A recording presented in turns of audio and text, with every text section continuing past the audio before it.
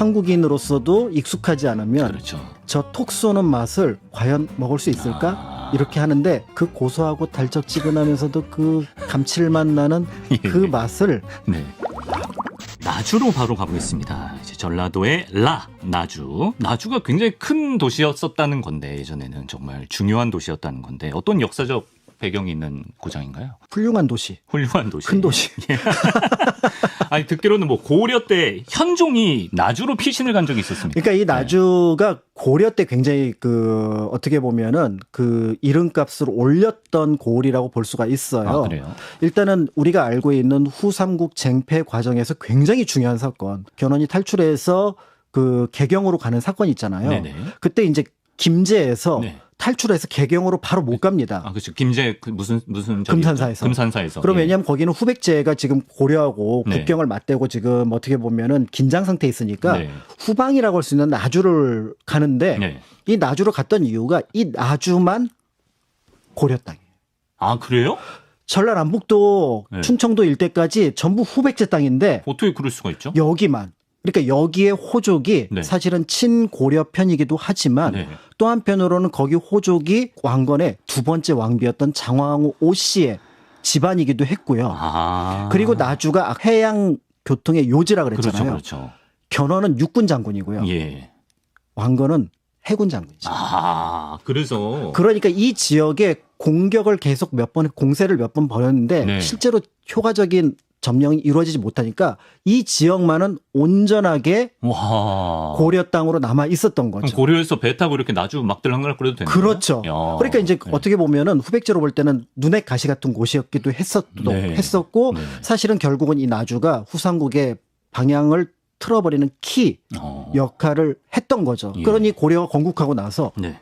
나주 당시 금성이라고 불렀는데 이 금성을 빼놓고 전라도를 얘기할 수 없잖아요. 아. 그러니까 지금 우리가 얘기하는 전라도 경상도 생기기 전에 네. 전라도의 가장 중요한 두 고을은 순천을 가리키는 승주, 아. 그다음에 나주가 통솔한다. 우리가 그래서 고려 때 목을 설치할 때 예. 그 목이 두 군데 설치되는 게 나주목하고 승주목이었거든요. 아, 그래요. 그러니까 사실은 그때는 전주보다는 나주가 더 중요했던 겁니다. 야. 그런 어떤 고을이었는데 와. 현종이 네. 이제 거란의 2차 침입을 받고 네. 피란을 갑니다. 네. 당시만 하더라도 조선하고 분위기가 좀 달라요. 어떻게? 왕이긴 왕인데 네네. 저 왕을 내 세력으로 끌어들이지 못한다면 반대파에게 넘길까? 뭐 이런 생각을 했던 시기가 고려 때입니다. 누가 그런 생각을 해요? 전주의 호족들이. 아. 그러니까 전주 전라도의 호족들이 가만히 현종의 행렬을 보니까 네. 그렇게 거창하지가 않은 거예요. 네. 피란 행렬이니까. 네. 그러면 굳이 저게 우리가 충성을 바칠 필요가 있을까? 때에 따라서는 내가 저걸 가지고 왕을 사로잡아서 뭔가 유리한 어떤 나의 지위를, 그러니까 왕을 등에 업는다는 거죠. 네네. 이런 생각을 했던 거죠. 그러니까 현종이 볼 때 굉장히 불안했었는데 그 현종을 가장 환대하고 때에 따라서 지켜줬던 고을이 나주지. 나주입니다. 내 식구잖아요. 그러니까요. 야. 같은 전라도 안에서도 네. 나주만은 현종을 아, 진짜? 우대를 한 거예요. 신기해. 어떻게 아무리 그래도 이제 적진의 한복판에서. 그러니까 이 나주가 굉장히 요새로서의 모습을 야. 가지고 있었다는 거를 나중에 1894년에서 다시 한번 보여주게 되는데요. 네. 동학농민군이 전라남북도를 석권하는데 예. 거의 유일하게 함락하지 못한 곳이 나주입니다.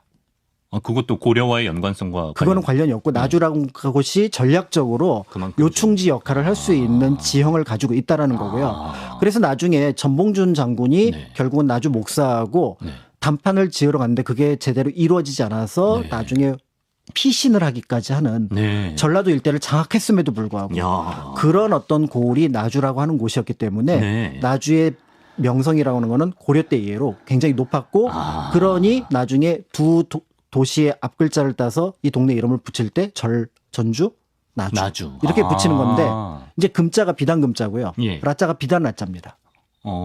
라와 금은 서로 바꿔 쓰는 글자입니다. 한자로. 네네. 그러니까 금성이라고 했지만 나주가 전에 금성이었으니까. 나주로도 바꿔 쓰는 기로 했다라는 걸 알 수가 있는 거죠. 근데 또 그걸 나중에 심지어 오래되지 않았어요. 1981년에 다시 금성으로 바꿨던 적도 있다고요. 그거를 알고 있는 분이면 이 동네 분이거나 아, 그래요?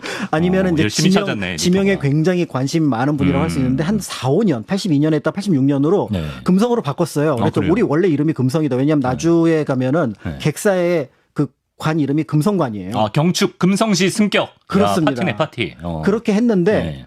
동네 분들이 아니 그래도 우린 나주 나주 뭐 이러면서. 저희 모두의 생각이 아니군요. 네, 그러니까 금성이 굉장히 오래된 지명이고 내력이 깊은 또 좋은 이름이기도 하지만 네. 동네 분들이 볼 때는 그래도 나주, 그래 그 당시는 금성하면은 전자제품이 먼저 떠올릴 때라. 그래서 그런 것도 있었을 수 있겠네. 네, 그래서 사실은 이제 금성이라는 지명이 곳곳에 남아 있어요. 네. 나주에 가면은 그렇지만 금성으로 바뀌었다가 다시 나주로 돌아오게 됩니다. 비단이라는 뜻을 네, 공유하고 그러니까 있는. 고을이 굉장히 뭔가 내력이 깊고 유서가 깊고 한편으로는 이 지역만의 독자적인 문화가 굉장히 발달했던 그러네. 그런 지역입니다. 나주가 굉장히 특별한 곳이었군요. 그리고 이제 나주에 가면 반남고분이라는 유적을 볼 수 있다고 하는데요. 예전에 뭐 교과서에서 들어본 것 같기도 한데 어떤 유적입니까? 한 지역의 고분인데 뭐 신촌리를 포함해서 여러 곳에 네. 그 나누어져 있습니다. 그런데 이제 우리가 보통 고대 역사를 볼 때 조금은 안 좋은 것 중에 하나가 김부식 아저씨가 네. 삼국사기, 그다음에 이련스님이 또 삼국유사라는 책을 지으면서 네. 그 시기에는 고구려 백제 신라만 있다고 생각을 해요. 그런데 실제로는 고구려 백제 신라 말고 가야가 있었고 예. 그다음에 백제가 사실은 한 몇백 년 동안 공존했던 나라가 마한이라는 나라가 있었고요. 마한이라는 별도의 독자적인 나라가 있어요. 그렇습니다. 물론 통합은 근초고왕 때 했다라고 기록에 나오긴 하지만 네. 실제로는 그때 통합을 했다기보다는 이제 이때 자기 세력화 시켰다라고 보여지고요. 북쪽엔 또 부여가 있었거든요. 네. 그러니까 그 마한 세력이 독자적으로 있었다라는 걸 보여주는 유적입니다. 그걸 알 수 있는 게 무덤의 구조거든요. 네. 백제 구조는 굴식 돌방 무덤인데 네. 여기는 항아리 무덤이에요.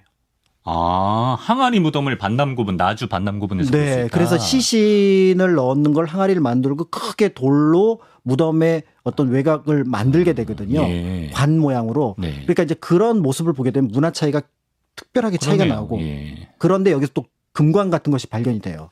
예. 그러면 독자적으로 위세를 가지고 있었던 존재, 그럼 마한이라는 나라를 생각할 수 있고, 네. 이 마한은 실제로 독자적으로 일본하고 중국하고도 교류를 했었거든요. 네네. 그렇기 때문에 그런 어떤 흔적을 볼 수가 있는데 그러면 왜 이 마한이 나주 그다음에 이제 영산강 일대에 나타나거든요. 네.